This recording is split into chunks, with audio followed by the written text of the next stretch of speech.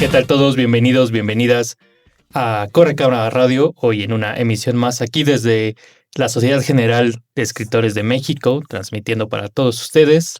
Hugo Lara, ¿cómo estás? Muy bien, Ali, aquí pues con mucho gusto recibiendo a nuestra invitada de hoy. Cuéntanos, antes de introducirla, cuéntanos un poco, por favor, de quién nos acompaña, porque nos acompaña el día de hoy. Pues ni más ni menos que nos acompaña Gabriela Pulido, la doctora Gabriela Pulido, que pues tiene una larga carrera dentro de la investigación histórica y cinematográfica de varios temas que justo son los que vamos a ir desentrañando. Es doctora en historia, ¿verdad? Sí, en historia. Por la UNAM, también con maestría en la ENA, sí, ¿verdad? No, al revés. Es al revés. Maestría en la UNAM y doctorado en la ENA. Y ha hecho pues distintas investigaciones sobre la vida nocturna, que es en la Ciudad de México, un tema pues apasionante, ¿no? La nota roja, la presencia cubana, los estereotipos, y tiene libros pues que ya son de referencia obligada, como El mapa rojo del pecado, Ampones, pelados y pecatrices, además de participar en otros proyectos y libros como coautora, que ya iremos mencionando, y actualmente pues es titular de Memoria Histórica en el Archivo General de la Nación, conocido entre los cuates como Memórica, ¿no? O popularmente como Memórica, que es un proyecto increíble de rescate de archivos. También vamos a hablar de eso. Y pues últimamente también has participado, Gaby, en estos proyectos con estudios Churubusco, libros, exposiciones, etcétera, ¿no? Bienvenida, Gabriela. Ya. Oye, no, pues muchísimas gracias por la invitación, un gusto. Y bueno, pues aquí estoy, para platicar hoy acerca de, pues, lo que les pueda servir de mi experiencia, de mi trabajo y de mi trayectoria, aquí a sus órdenes. Pues qué gusto.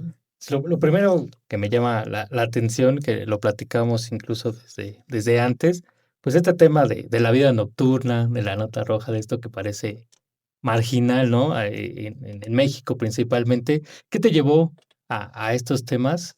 ¿Qué nos puedes decir como un poco de introducción a esto? Claro, bueno, pues es muy largo bueno, yo ya tengo como 30 años trabajando como investigadora en distintas instituciones, principalmente en el INAH y ahorita en el Archivo General. Entonces es como ya desde hace muchos años el interés en estos temas marginales. ¿No? ¿Qué me llevó ahí? Pues a lo mejor pues hay algunos aspectos que no he descubierto, ¿no? De mi psique, ¿no? Pero en realidad a mí me interesan mucho como las comunidades que han sido consideradas incluso en la historiografía, como comunidades de segundo nivel, ¿no? Se refieren, por ejemplo, a personajes secundarios o a minorías, eso. Entonces, yo nunca utilizo ninguno de los dos conceptos, ni minorías ni personajes secundarios, porque me parece que todos somos agentes culturales, finalmente. Y hay algunas comunidades en particular que ya estudiando la vida nocturna en la parte lúdica, en la parte divertida, la parte de los salones de baile y la música y los géneros musicales, empiezan a aparecer ahí en las fuentes como personajes también cotidianos, que de alguna manera se ven reflejados en las fuentes que más he utilizado, que son las fuentes hemerográficas, pero por supuesto también en las fuentes fílmicas. Entonces, ves cómo hay una circularidad, ¿no? En la construcción de los estereotipos sociales y, bueno, al contrario de verlos justo como como comunidades marginales, más bien es la posibilidad de, a través de ciertas fuentes que también habían sido marginadas de la historiografía, ponerlas en el centro del estudio de las sociedades, ¿no? Y ahí lo que ves es más bien como complejidad, ¿no? O sea, por ejemplo, durante en la historiografía se cuenta que de los años 40 a los 60, México vivió un desarrollo económico muy importante, que se ve obviamente pues, en el desarrollo urbano, sobre todo en la Ciudad de México, etcétera. Pero bueno, no te explicas entonces o sea, cómo se fue empujando a los bordes de la ciudad a ciertas comunidades y desde ahí se les empieza a conceptualizar como marginales y asociarlas con aspectos como la criminalidad, por ejemplo, ¿no? Entonces, desde ahí viene la asociación, bueno, desde antes, ¿no? Desde el Porfiriato, pero ahí se acentúa la asociación entre la pobreza y la criminalidad. Eso es una construcción. No, eso no es que así pasara. De hecho, lo que ves tú en las fuentes más bien es una gran confusión, ¿no? Porque te están hablando de desarrollo, pero ¿desarrollo para quién? ¿Quién gana con ese desarrollo? De esos van estos libros que están en tu trayectoria, como el mapa rojo del pecado y ampones, pelados y cicatrices. Así es. Específicamente, Sí, de qué se trata cada sí. uno. Y además, qué bonitos títulos. O sea, Sí, bueno. son muy afortunados, ¿no? Claro, sí. Bueno, el título del mapa rojo se lo puso, la verdad, un amigo mío de Lina, Alejandro de la Torre. Cuando estábamos ya haciendo el libro y después de la investigación que fue de varios años, a él se le ocurrió y dije, no, tal cual, ¿no? Así el mapa rojo del pecado. El mapa del pecado, y bueno, le pusimos rojo porque finalmente la fuente central es la nota roja de los años 40 y 50, ¿no? De la ciudad. Bueno, esa fue mi tesis de doctorado, entonces ya en el momento de convertirla en libro, pues hubo que sacar algunas cosas.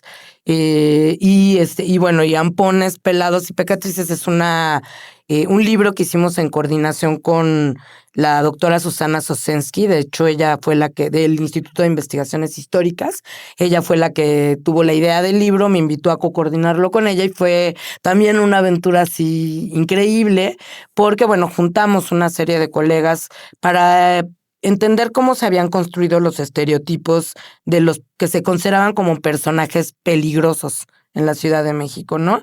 En principio, bueno, la idea de peligrosidad y cómo se van construyendo. Entonces, todos los artículos los tratamos de coordinar, que todos los autores, colegas muy queridos y muy respetados, todos trabajaban ya de alguna manera estas figuras.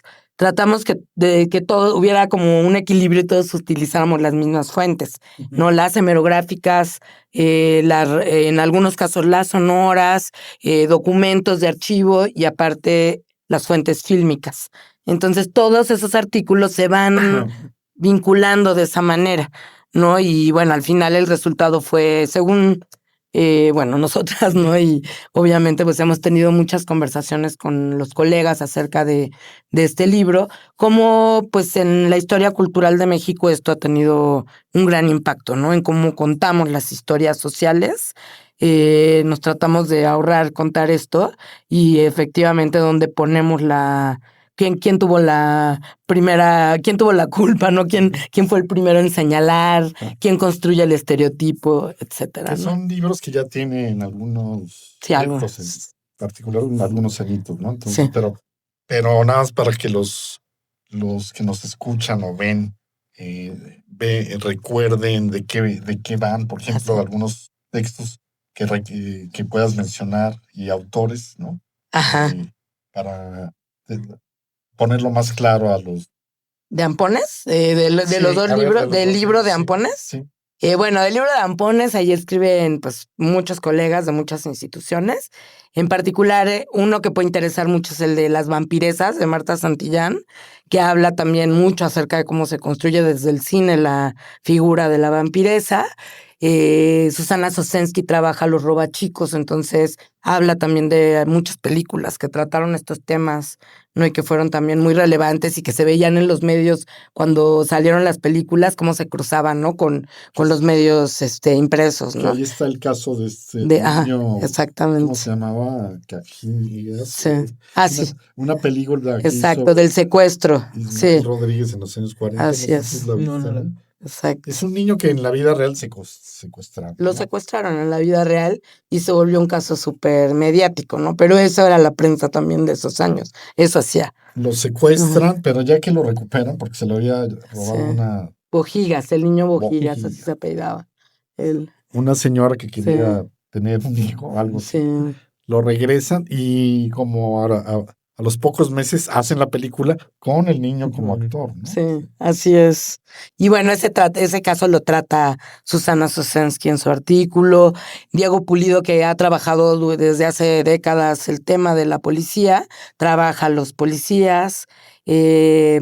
Bueno, Ricardo Pérez Monfort, que es Los así maestro policías de en el todos cine nosotros, y policías en el cine, y él, o sea, lo que tratamos como de poner en el papel es que entre los medios hay una circularidad muy interesante de estos temas. Y como no puedes decir el cine fue el que construyó los estereotipos, porque lo mismo ves en el cine que en la prensa, ¿no? O que en las radionovelas o que en las fotonovelas. Entonces lo que observamos es más bien esa circularidad de los mensajes y cómo más bien depende un poco la autoría. En el caso del cine, por ejemplo, el autor, si está siendo irónico en el momento de presentar esos temas en la pantalla o si se está también siendo muy tan moralizante como los otros medios, ¿no? O sea, porque todo esto está atravesado, por supuesto, por matices moralistas y moralizantes muy potentes, porque bueno, eran años en los que se trató a la sociedad como de higienizarla, ¿no?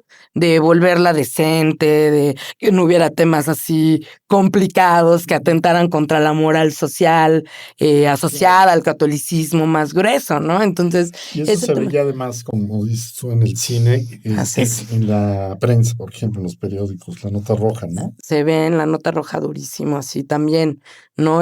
Porque además la nota roja no existía como tal, no empieza a existir en los años 40 en México y pues es un medio muy impresionante para caracterizar todo eso. De hecho, si tú ves muchas de de los números, ¿no? De, por ejemplo, de la revista Magazine de Policía, que es la revista Ujú. la que yo me he centrado, te, así te puedes imaginar al Indio Fernández ahí leyendo y obviamente operando, ¿no? Su imaginación para construir justo sus narrativas o sus argumentos, pues, ¿no? En qué momento hay justo este quiebre, si es que lo hay? Ajá. Como ya no ir desde lo moralizante, sino ya como este tipo de investigaciones o es otro tipo ya de, pues, de abrazar la periferia, ¿no? O sea, Ajá. últimamente, los últimos años, pues, estuvo documental como el Tutti Frutti, ¿no? Que ya empiezan Sí, también a romantizar, sí. por medio de la nostalgia, esta vida nocturna, ¿no? ¿En qué momento se da y por qué se da este quiebre? Bueno, yo creo que siempre hubo una especie de romanticismo, ¿no? Al respecto de eso, porque generaba muchos atractivos para muchos sectores. Y los intelectuales nunca dejaron de mirar hacia esa periferia, ¿no? Para ir a esos lugares y construyeron también esa versión romántica que también era necesaria. No sé en qué momento se dio el quiebre, o sea, no sabría decirte, o sea, no creo que haya una fecha precisa, o sea, yo creo que se fue dando a la par de que se empezó a cuestionar también, pues, estos planteamientos, ¿no? O sea, como que tampoco es tan creíble, o sea, sobre todo si tú vives en esas comunidades marginales, tampoco resulta nada creíble, ¿no? Que todo tal cual, así como lo dijeran, así era, ¿no?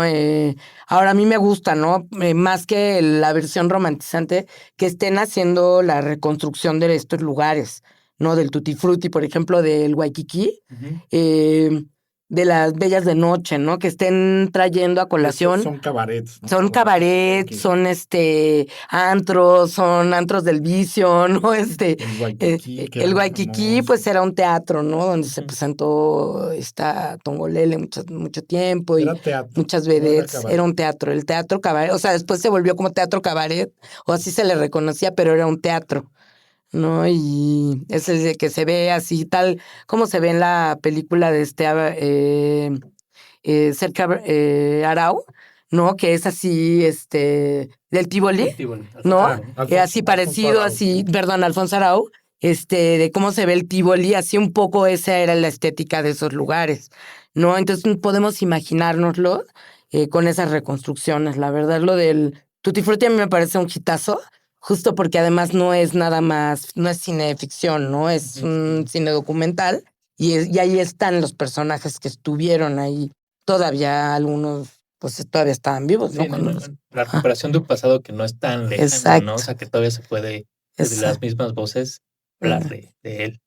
Pero pues vamos a seguir hablando de este y otros temas después de un corte. Seguimos aquí en Corre Cámara Radio.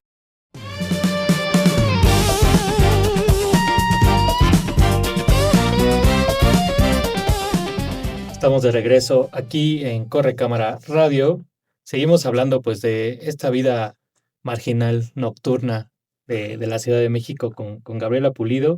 Nos quedamos un poco en este tema de esa transición, ¿no? Ya de empezar a verlo de una forma menos moralizante, más nostálgica, ¿no? Más también un poco realista, por así decirlo. Se mencionó ahí la película de Tívoli, pero también están los Caifanes, ¿no? Del 69, que también son los primeros que empiezan a hablar como de esta vida 65. 65, Sí. de esta vida nocturna y también pues ya de esa confrontación, ¿no? Justamente entre la gente que está acostumbrada, ¿no? Y ciertas esferas socioculturales que era un mundo completamente ajeno, ¿no? Para mí creo que es como esta de las primeras películas que confronta esa vida nocturna, no sé cómo ver. Que aparece en el periplo que hacen nocturno todos estos personajes, pasan por un cabaret, justamente el Géminis, ¿no? Se llamaba. Sí, el Géminis, así es. Sergio Jiménez, que interpreta al... Y después ahí se hace la trifulca y tiene una novia prostituta que tiene su novia, que es una señora mayor que él, ¿no? Es como muy extraño, ¿no? Grotesco. En el baño ahí con Julissa, ¿no? Sí. Sí. El baño de damas. Sí. Sí. Y pues no sé si, yo creo que antes, ¿no? Está todo como este retrato de la vida nocturna en la ciudad, ¿no? En el cine. Antes de... Bueno, está Salón México, ¿no? O sea, está el cine de Pues rumberas. de La Mancha de Sangre. Sí. Y las rumberas, que también tú conoces. Las rumberas, exacto. Pues bueno, pues es que sí tiene como una larga historia, ¿no? Esas representaciones en el cine, y algunas sí más apegadas que otras. En esta de Caifanes ahorita que comentan, ¿no? Del antro, pues ahí está Carlos Monsiváis, no actúa, ahí está platicando, sí, exacto, con el Santa Claus, Santa Claus, ¿no? Entonces, bueno, pero eso era algo como que los atraía mucho a los intelectuales, eso de siempre, desde el Porfiriato hasta ahorita, ¿no? Y pues pensando un poco en tu pregunta de cuándo se dio el quiebre, no sé si hay un quiebre, porque yo veo muy moralizante el tema de la vida nocturna todavía ahorita, ¿no? Sobre todo cuando sales de la ciudad, hay lugares donde hay toques de queda, y o sea, como que todavía veo que hay una perspectiva muy moralizante, pero bueno, se ha reactivado. Coincide un poco con estas miradas más favorables, ¿no? Donde los estereotipos de la vida nocturna ya no se ven así tan denostados, pues así como que sean tan decadentes, ¿no? Pero bueno, en realidad eso también es un estereotipo, porque, por ejemplo, yo he hecho entrevistas a personas que han sido bailarines asiduos de los salones de baile, y ellos toda su vida han ido a bailar, ¿no? Y no son ampones retratados, ¿no? Y ni siquiera aunque se vistan de pachucos, ahorita que hay también una reivindicación de la figura del pachuco muy fuerte en los salones de baile. Ni siquiera, aunque se vistan así, han tenido esa historia, y todos son se iban a bailar, igual hombres, mujeres, y regresaban a sus casas y a sus vidas familiares que se consideraba como convencionales, pues, ¿no? Entonces tampoco es ni que todo fuera eso, ni todo lo otro, ¿no? O sea, había de todo, pues, ¿no? Recuerdo que en alguna conversación, pues, de gente que va, por ejemplo, al Salón Los Ángeles, que por cierto tú conoces muy bien, a ver si nos puedes contar un poco. Pero se quejaban de la mala fama que les había hecho la película Salón México a los salones de baile, ¿no? Que no necesariamente eran esos espacios de perdición, sino pues hay gente que nada más va a bailar, ¿no? A bailar, pero la mala fama de Salón México se le hizo La Nota Roja, porque así hablaba de los cabaretuchos, y ponían el ejemplo del Salón México así del peor, era el peor antro de vicio y perdición, aunque iban de todo tipo, ¿no? Luego ya reconstruyendo la historia social desde la parte social, ves cómo iban todos los grupos sociales ahí se daban cita. Por eso decían que ese tipo de salones de baile eran así los lugares más democráticos de la ciudad. Porque ahí era donde se encontraban todos igual, bailando mambo, ni te reconocías si venías si eras obrero, estudiante, oficinista, o sí, o jovencillo junior, así, o jovencillo junior, o prostituta, o sea, no como todos ahí se daban cita, pues, ¿no? Y hay esta película que se llama Una gallega baila mambo, que al final cierra en el Salón Los Ángeles con Joaquín Pardavé. Y esta actriz argentina,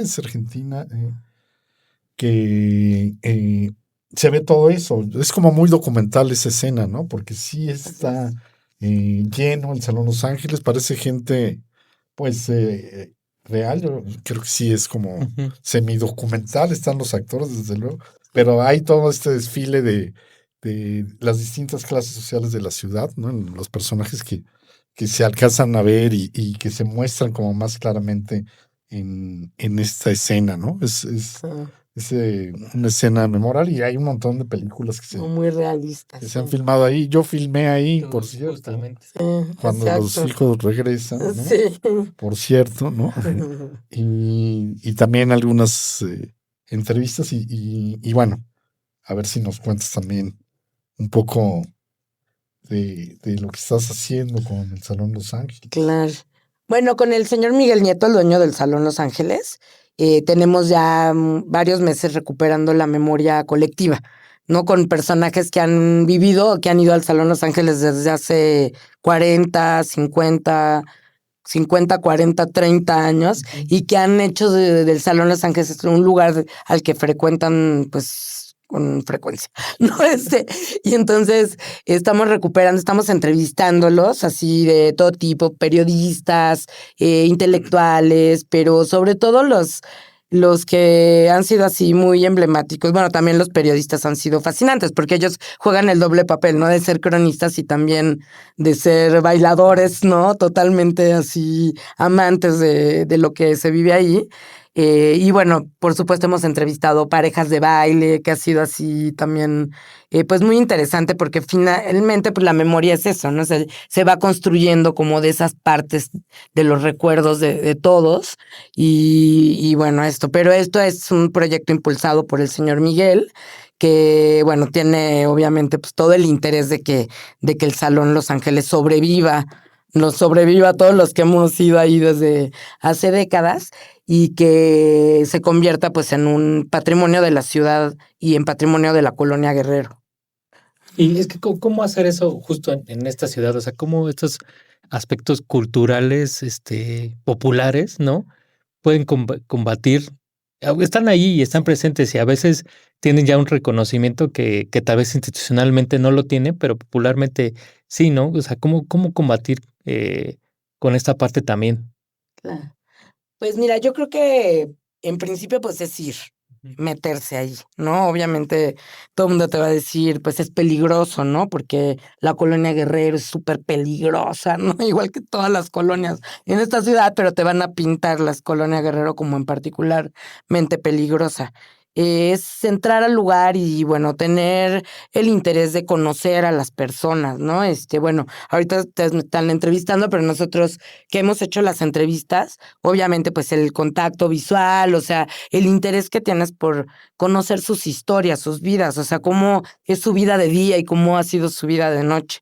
Y eso te va vinculando a esa parte más como interior, como íntima, como medio que podría quedar en el olvido, porque bueno, pues finalmente al paso del tiempo, pues obviamente se va perdiendo la memoria viva, ¿no? Y eso pues ha sido algo que es de interés particular mío de algunas personas con las que trabajo, y pues en este caso coincidimos con el señor Miguel, ¿no? En el trabajo de memoria histórica. Él quiere hacer un documental, quiere hacer una película, quiere hacer muchas cosas con los materiales que estamos obteniendo pues de estas entrevistas, pero lo principal es mantener la vigencia de esa de ese espacio, ¿no? Como algo emblemático, ¿no? Y por supuesto que sí hay una necesidad de romantizar, pero desde lo más interior, ¿no? Que lo vas identificando en estas personas que han vivido ahí.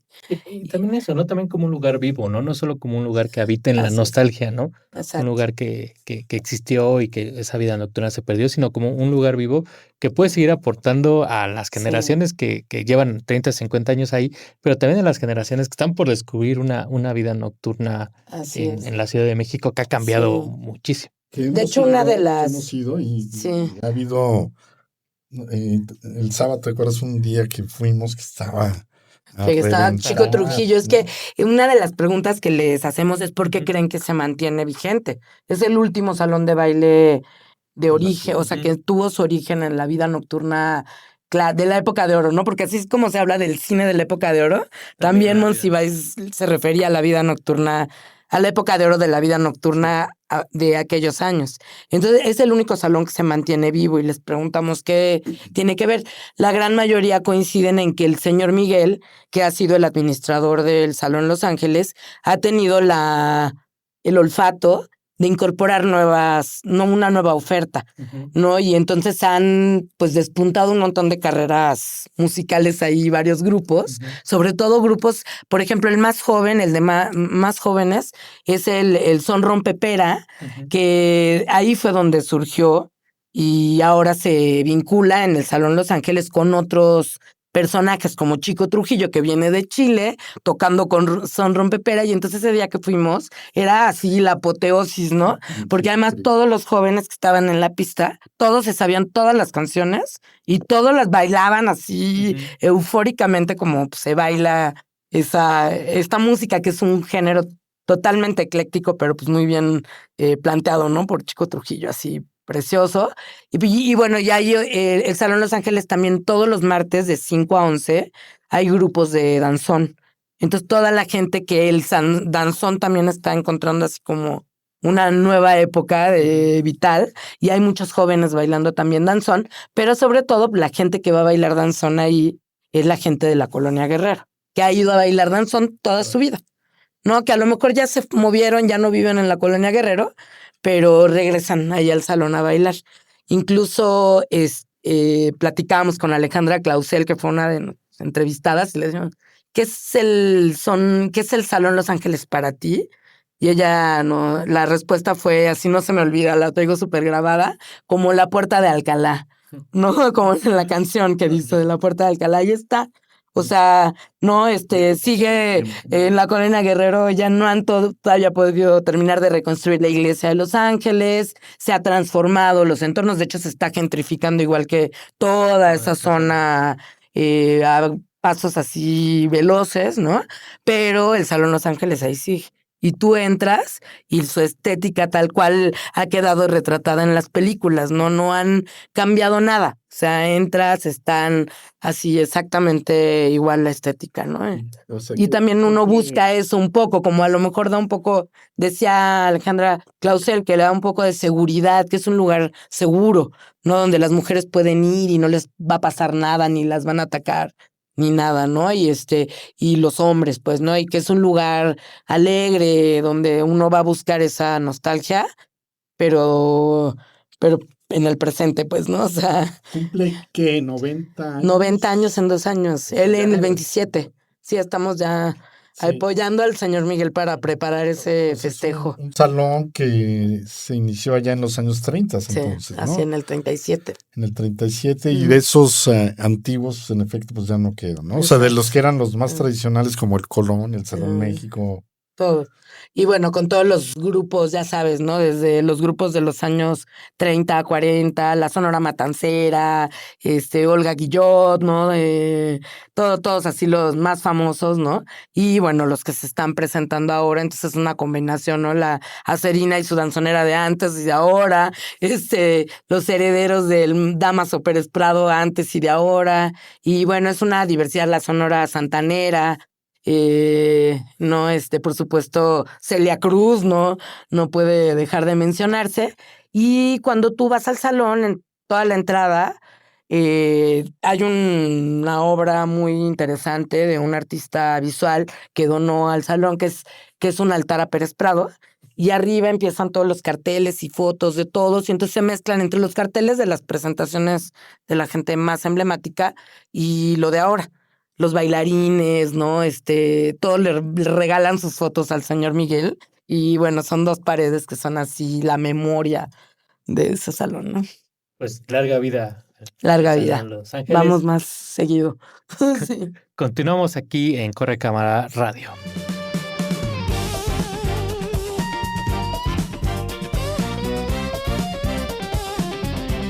Continuamos aquí en Corre Cámara Radio. Seguimos con Gabriela Pulido y Hugo Lara. Yo soy Ali López, hablando aquí. Pues ya hablamos de la vida nocturna, que Ya, esos de la nota roja. de la nota roja. Y ahora Un vamos poco de rumberas, un poco del salón. Ya bailamos también. Ya bailamos, exacto, con Chico Trujillo. Vamos a entrar a otro de tus proyectos que fueron por los 80 años de Churubusco, ¿no? Una exposición fotográfica. No sé si nos quieres contar qué más hubo por este aniversario. Claro, pues bueno, cuando estaban preparándose los festejos, bueno, lo que se iba a hacer para los 80 años, nos buscó Cristian Calónico, que es el actual director de Estudio Churubusco, porque ya habíamos trabajado con él, no otras cuestiones de memoria colectiva. Cuando él estaba como director de Procine, la verdad hacemos muy buen equipo de trabajo con él y con su equipo, y entonces a él se le ocurrió que para los 80 años quería dedicarlos a la memoria colectiva de los trabajadores de Estudios Churubusco. Y bueno, pues desde ahí obviamente que claro que sí, ¿no? Dijimos, te apoyamos totalmente en ese proyecto hermoso, muy importante porque pues claro que hay algunos trabajadores que están jubilados, pero pues ya muchos ya desde la pandemia que hubo muchos que fallecieron. Y bueno, la verdad es una historia que en el público en general, los que no hacemos cine, pero utilizamos, por ejemplo, el cine como fuente, pues no la conocemos, ¿no? Entonces, él decidió, bueno, que hiciéramos 27 entrevistas a trabajadores de los estudios, que de todos los tipos de trabajo, ¿no? De electricistas, todos los técnicos digitalizadores, los quienes fueron cortadoras de películas cuando se cortaba, las secretarias, las personas de intendencia, en fin, o sea, como a todos los grupos, ¿no? Que podías representar en una persona, pudimos acercarnos pues a sus memorias. Gente como por ejemplo Arturo Pintor, que ahora es director de los laboratorios, él nos enseñó cómo muchos de los trabajadores vienen de familias que han trabajado en los estudios Churubusco. Entonces, como esta historia se vuelve una historia familiar y trasciende a esos niveles, ¿no? Y entender, obviamente, cómo han sido los cambios a ese nivel de al ras, de personas que muchas veces ni siquiera aparecían en los créditos de las películas. Ahorita no, ahorita sí ya son muy exhaustivos los cineastas y dan los créditos así a todos como debe de ser, pero pues bueno, hubo una época en la que no era tan exhaustivo. Y muchas de estas personas pues no aparecían en los créditos. Cuando empezaron a aparecer, nos contaban, por ejemplo, ¿no? Que Leduc o algunos cineastas que iban a filmar ahí a Churubusco, les decían, eso también implica una gran responsabilidad, ¿no?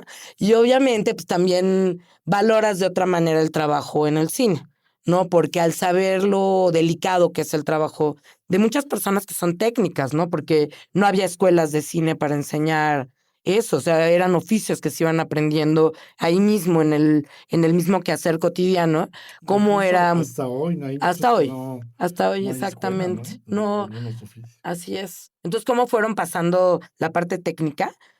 Por ejemplo, un Magdalena Ochoa, una de las trabajadoras que fue cortadora en muchos años y que fue una persona muy Cortadora rigurosa del de negativo, cintas, de de la negativos, película. que era así una persona con una gran disciplina y mucho olfato y muy inteligente ella, nos contó, a ella le tocó la película Amores Perros. Entonces, cuando nos cuenta cómo era el trabajo con Iñárritu y el editor, y, o sea, cómo estaban trabajando esos cortes del negativo, que eran, pues también ahí hay una revolución, ¿no? Fílmica, o sea, ya entiendes que los cineastas, bueno, en ese punto también son unos genios también para eso, ¿no? O sea, que cómo reconstruyeron a partir de esa parte muy técnica, pues cómo construyeron pues la versión final, que tú es la que tú ves en el cine, ¿no? O sea, ellos lo ponen como un parteaguas de cómo de cómo eran los cortes antes y después, ¿no? Con Amores Perros, cómo hay una revolución, pues, en ese sentido, ¿no? Y obviamente con la parte digital.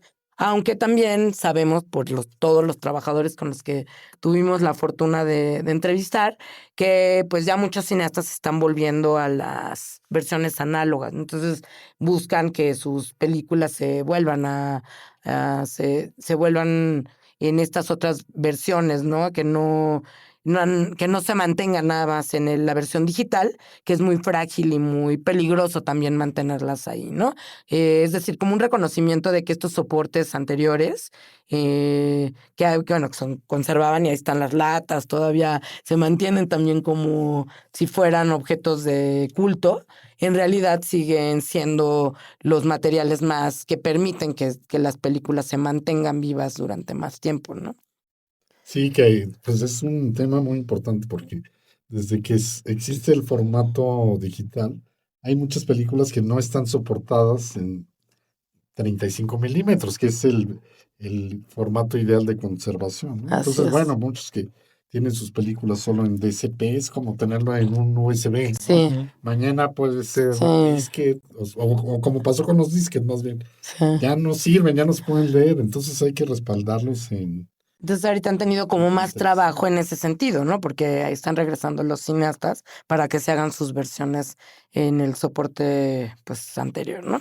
Y el laboratorio, además, ese de Estudio Churubusco, ya es de los pocos que quedan en el Así mundo, es, tengo entendido. Por eso exactamente. existía como la intención de convertirlo en patrimonio, ¿no? Sí. O De hecho, nacional, ya o declararlo tiene, patrimonio sí, nacional, ¿verdad? exactamente. Sí, ese es como uno de los objetivos de Cristian Calónico, ¿no? Que también reciba, pues, esos reconocimientos, pero bueno, al final de las entrevistas lo que hicimos fue una memoria colectiva, con fragmentos de todos, de las visiones de todos los que entrevistamos, así de la güera, de la señora de los tacos, del señor que vende los tamales, que también tiene muchos años vendiendo sus tamales y como sus recuerdos eh, los vas como uniendo, ¿no? Pero esto lo plasmamos en un libro que además, bueno, tiene la otra narrativa que es la visual, la de las fotografías, ¿no? Encontramos en los archivos, por ejemplo, en el Archivo General de la Nación, mis colegas que hicieron esa investigación iconográfica encontraron unos fondos que eran de Conaculta, la Asamblea de Ciudades, donde había muchísimas fotografías de las películas que se habían filmado en Churubusco, ¿no? Y entonces ves pues ese trabajo ya en sitio en los foros, ¿no? Y en fin, o sea, bueno, fue un trabajo de verdad precioso para los que valoramos pues al cine como una fuente central para hacer la historia cultural de nuestro país y también para hacer memoria. No es la mejor forma, o sea, esa memoria viva, ellos son memoria viva. Oye, porque tú hiciste las entrevistas, es Sí, muy yo las hice. importante, hay que mencionarlo, son un montón de entrevistas, Sí, fueron 27 entrevistas. eh, 27, pero que, claro, en el como libro está cada, un sí, extracto, ¿no? una porción. Porque tú Estábamos, platicabas con le digo ellos a horas, Cristian ¿no? que hicimos como o sea, un potencial, ¿no? Archivo de la palabra que puede continuarse, ¿no? Porque realmente, pues, eso no se agota. O sea, hay un número de trabajadores sindicalizados que todavía faltan por entrevistar. Y también están, bueno, los líderes del sindicato, y bueno, pues toda la gente que ha filmado en estos Churubusco, insisto que no nada más los directores, ¿no? Porque han sido los más, Como solía obviamente, suceder, ¿no? Que a los sino pues trabajadores todos casi los no. equipos de trabajo también que han sido recurrentes en buscar hacer su trabajo ahí en Estudios Churubusco. A mí me parece que es una idea magnífica, así poner a los trabajadores del cine en el centro. Después se juntó con también la intención de Cineteca Nacional y del CCC de hacer algo parecido. Y también apoyamos a los estudios Churubusco para hacer las exposiciones de fotos del trabajo en el cine y los trabajadores en el cine, sobre todo en las rejas de Joco, de Cineteca de Joco, de Cineteca de las Artes y de la Cineteca de Chapultepec. Yo me quedo con esta escena un poco de parodia en la biografía de Cantinflas, donde se reúnen varios cineastas a un combate literal por los estudios Churubusco, ¿no? O sea, ahí lo pintan como una escena de guerra, ¿no? Que justo llega el Indio Fernández a salvarlos a todos. Pero creo que es esto, es un espacio que costó, ¿no? Que estuviera ahí, que sirviera a la cinematografía nacional e internacional, porque también hubo una época donde muchas películas de Hollywood venían a los estudios En los Churubusco. 80 sobre todo, sí. Todavía se utilizan en diversos aspectos, entonces creo que por eso vale la pena esta preservación, ¿no? Porque es un logro de todos, ¿no? Pareciera que no, pero ese es un logro que tenemos como sociedad y como cinéfilos que existan estos estudios y que se le dé voz, como señalas, pues a esta parte que tal vez no es la que está en el spotlight, ¿no? No es la que se nos viene primero a la mente cuando hablamos de cine, pero que es importante su labor. Sí, así es, Y exactamente. además, pues hay muchas anécdotas en ese libro y en esa recuperación de la memoria que a la gente les va a gustar. Por ejemplo, lo del zoológico de los hermanos Bursa. Sí. El incendio de la Cineteca, por ejemplo, que provocó que los animales, afortunadamente no estaban encerrados, les abrieron las jaulas, salieron y hay gente que recuerda cómo caminaban por Churubusco un tigre, ¿no? O sea, sí estaban como... es una referencia también para la gente que vive ahí, que ha vivido ahí desde... Y el chimpancé. El chimpancé Chucho Chucho, sí, de la película de Chanoc. Y bueno, hay muchas fotografías de Chucho Chucho, hay muchos recuerdos de Chucho Chucho de parte de los trabajadores que dicen, no, es que este chango era bien pacheco, ¿no? Y bueno, pero ¿quién le daba los churros, no? Y entonces, Oye, y pues ahorita que ya no se permite el uso de animales vivos, ¿no? Pues son referencias que también te dan de qué pensar, ¿no? En los cambios que ha habido. Hay algunos documentales de los estudios Churubusco que eran promocionales y eso, ¿no? Cuando eran completos, que comprendían todo el predio que ahora ocupa también el Centro Nacional de las Artes. Entonces, ahí estaba el backlot, que era para la gente que no es de cine, este espacio selvático, ¿no? Donde se hacían las películas de Tarzán de Chanoc, en fin, ¿no? Había un arroyo y también había una gran pileta para hacer algunas tomas submarinas, ¿no? O sea, la gente bajaba las cámaras y había un gran vidrio ahí para hacer las tomas submarinas, ¿no? Y aparece en uno de esos documentales promocionales, ¿no? Claro. Sí, porque estuvimos analizando una foto donde aparece un buzo. ¿no? Con un tiburón. Sí, pero la verdad yo nada más cerraría como la parte de Churubusco diciendo que nos contaron que Churubusco no podía sobrevivir, ¿no? Porque por eso, porque quisieron desaparecer, es una institución sobreviviente del neoliberalismo. Afortunadamente los trabajadores defendieron ese espacio y sigue vigente y otra vez tiene este impulso y estas ganas la gente que trabaja ahí de poner todo, ¿no? Para que se mantenga vigente como patrimonio y como, pues eso, que... Oye, para ir concluyendo un poco, ya se nos está yendo el tiempo, cuéntanos de tu proyecto Memórica México, Haz Memoria. Sí. Bueno, pues es un proyecto, pues sí, tengo que ser breve, bueno, lo empezamos hace unos años, es una plataforma digital que busca difundir la grandeza del patrimonio que tenemos en los acervos mexicanos, y bueno, hacer divulgación también histórica, ¿no? Entonces, ahorita, afortunadamente, empezamos ese proyecto en Presidencia, durante el gobierno de Andrés Manuel López Obrador, que era así uno de sus proyectos más queridos.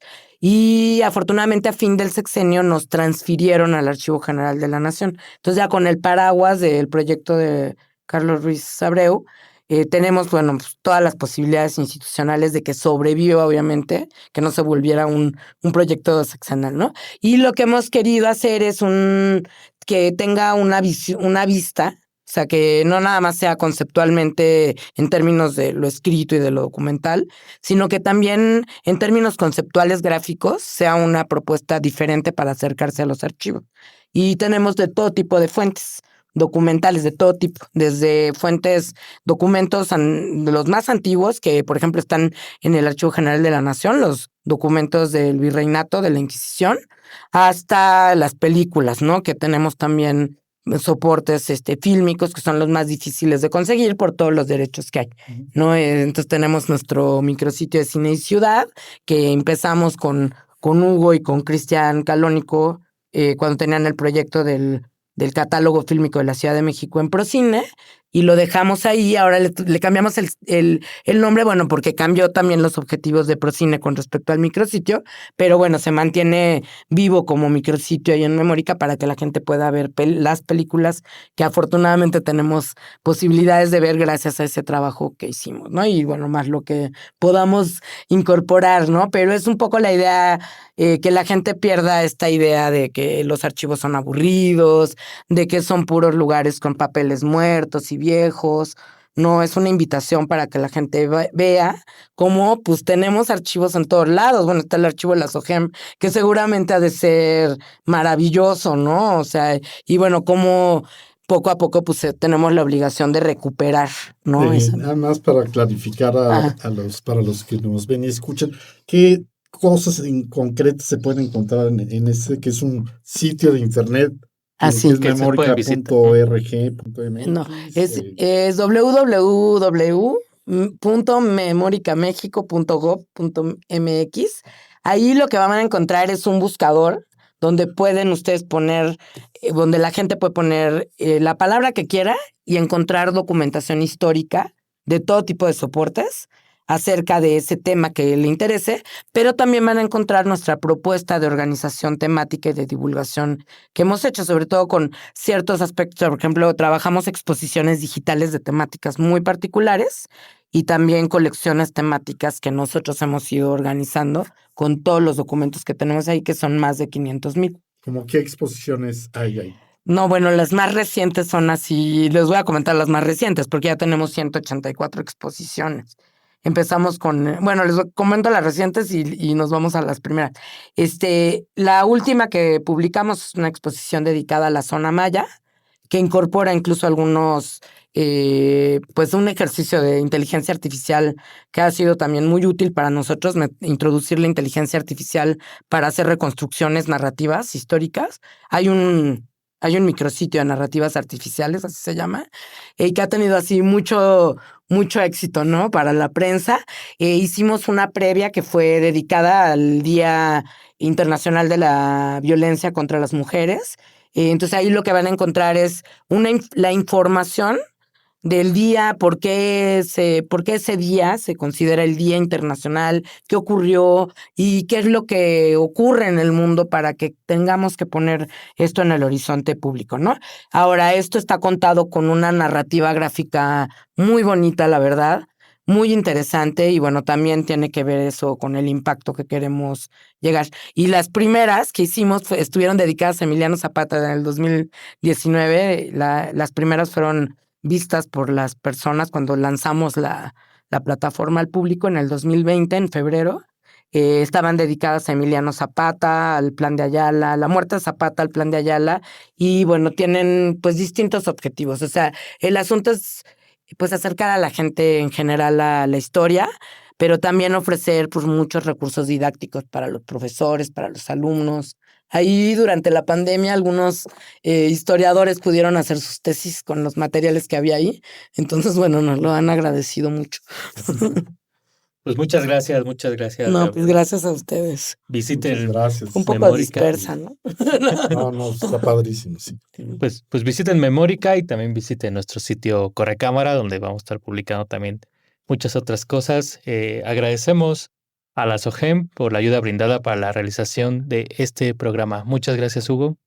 Gracias, Alni, Gaby. Gracias, muchas gracias a Nos los seguimos dos. viendo y escuchando.